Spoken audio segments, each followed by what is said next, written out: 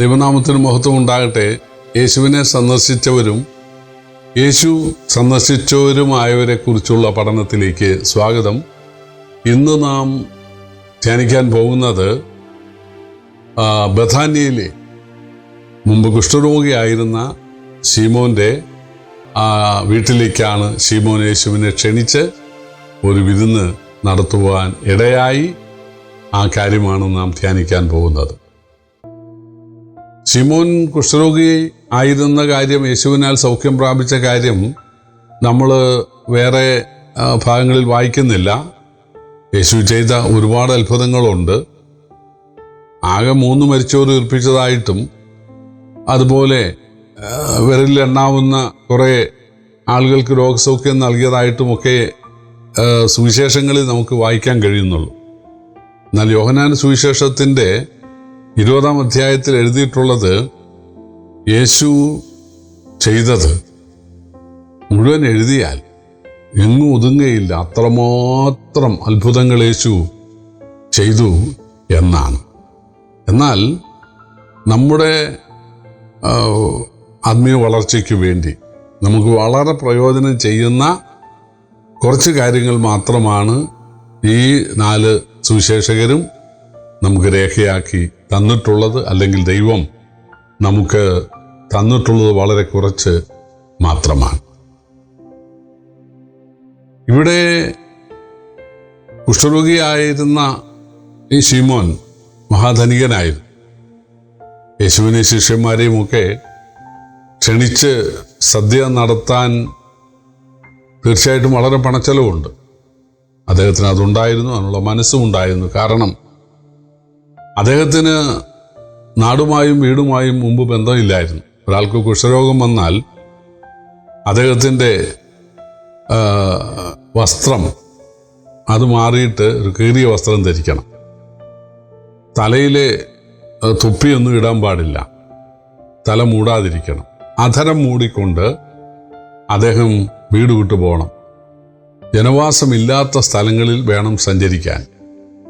ആരെങ്കിലും വലിച്ചെറിഞ്ഞു കൊടുക്കുന്നത് വേണം കഴിക്കാൻ. അശുദ്ധൻ അശുദ്ധൻ എന്ന് പറഞ്ഞുകൊണ്ടിരിക്കണം. അന്ന് കുഷ്ഠരോഗത്തിന് മരുന്നില്ല. അപ്പോൾ വീടുമായും നാടുമായും ബന്ധമില്ലാതെ പോയ ആ മനുഷ്യന് എവിടെ വെച്ചോ കർത്താവ് സൗഖ്യം നൽകി. അതിനാൽ അദ്ദേഹത്തിന് വീടുമായി ബന്ധമുണ്ടായി, നാടുമായി ബന്ധമുണ്ടായി. അദ്ദേഹം തീർച്ചയായിട്ടും യേശുവിനെ ക്ഷണിച്ചേ തീരൂ. യേശുവിനോടുള്ള സ്നേഹം നിമിത്തം അദ്ദേഹം യേശുവിനെ വീട്ടിലേക്ക് ക്ഷണിച്ചു. അങ്ങനെ നല്ലൊരു സദ്യ അവിടെ നടത്തി. വളരെ ആളുകൾ ആ സദ്യയിൽ പങ്കെടുക്കുന്ന സമയത്ത് ഒരു സ്ത്രീ, അവളുടെ പേര് മറിയ എന്നാണ്, നമുക്ക് പരിചയമുണ്ട്, ലാസറിൻ്റെ പെങ്ങളാണ്. ലാസർ ഈ പന്തിക്കിരിക്കുന്ന ഒരാളാണ്. അവള് വലിയൊരു സ്വച്ഛ ജടാമാംസ തൈലം ഉറനാത്തൽ കൊണ്ടുവന്ന് യേശുവിൻ്റെ പാദത്തെങ്കൽ അത് പൊട്ടിച്ച് ഒഴിച്ചു. സൗരഭം കൊണ്ട് ആ വീട് നിറഞ്ഞു. അതിന് ഏതാണ്ട് 300 വെള്ളിക്കാശ് വില വരുന്ന തൈലമാണ്. ഒരു സ്ത്രീയെ തൈലം ശേഖരിക്കുന്നത് വിവാഹ ദിവസത്തിന് വേണ്ടിയാണ്. ആ വിവാഹ ദിവസം ആ മണവറ സുഗന്ധപൂരിതമാക്കാൻ, ആ സൗരഭ്യം ഏറ്റവും നന്നായിരിക്കുന്നു എന്ന് അവളുടെ ഭർത്താവ് പറയണം. ആ അനുമോദനം കിട്ടാൻ വേണ്ടിയാണ് അവൾ അത് ചെയ്യുന്നത്. പക്ഷേ തൻ്റെ വീട്ടിലെ നാറ്റം മാറ്റിയ, മരണം മാറ്റിയ, നിന്ന മാറ്റിയ, അവർക്ക് അനുഗ്രഹം നൽകിയ ആ യേശുവിനെ ആത്മമണവാളനായി സ്വീകരിച്ചുകൊണ്ടാണ് അവള് ഈ തൈലം യേശുവിൻ്റെ പാദത്തെങ്കിൽ പൊട്ടിച്ചൊഴിച്ചത്.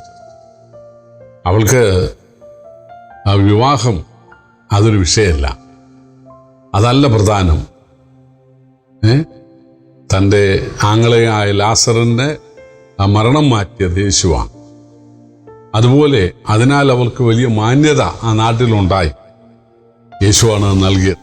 അതുകൊണ്ട് ആ യേശുവിന് വേണ്ടി പണം മുടക്കുന്നതിന് അവൾക്ക് യാതൊരു മടിയുമില്ലായിരുന്നു. പക്ഷേ യൂദ പറഞ്ഞു, ആ തൈലം വിറ്റ് 300 വെള്ളിക്കാശിന് വിറ്റ് അത് കിട്ടിയിരുന്നെങ്കിൽ ദരിദ്രർക്ക് കൊടുക്കാമായിരുന്നു. ദരിദ്രരെക്കുറിച്ച് വിചാരം ഉണ്ടായിട്ടല്ല, അവൻ അതിൽ നിന്ന് കുറെ ചൂഷണം ചെയ്തെടുക്കാൻ വേണ്ടിയായിരുന്നു.